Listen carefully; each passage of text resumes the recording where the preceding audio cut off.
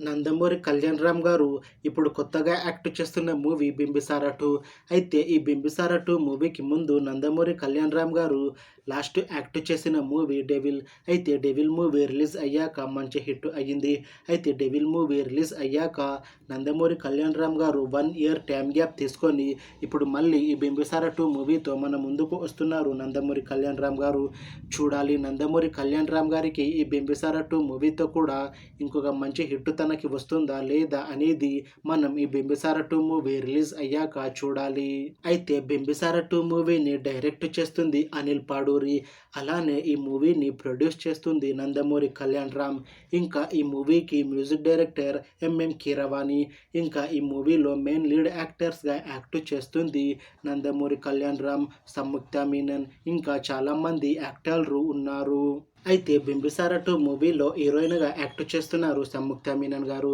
అయితే సంయుక్త మీనన్ గారు ఈ 'బింబిసార 2' మూవీకి ముందు లాస్ట్ యాక్ట్ చేసిన మూవీ 'డెవిల్'. అయితే 'డెవిల్' మూవీతో సంయుక్త మీనన్ గారికి ఒక మంచి హిట్ కూడా వచ్చింది. అయితే 'డెవిల్' మూవీ రిలీజ్ అయ్యి 1 ఇయర్ అయిపోయింది.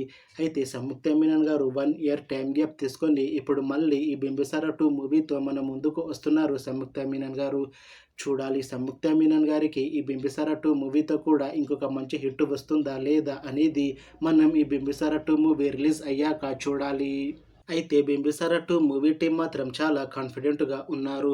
ఈ 'బింబిసార 2' మూవీ 'బింబిసార' మూవీ కన్నా ఇంకా మంచి హిట్ అవుతుంది అని అంటున్నారు మూవీ టీం.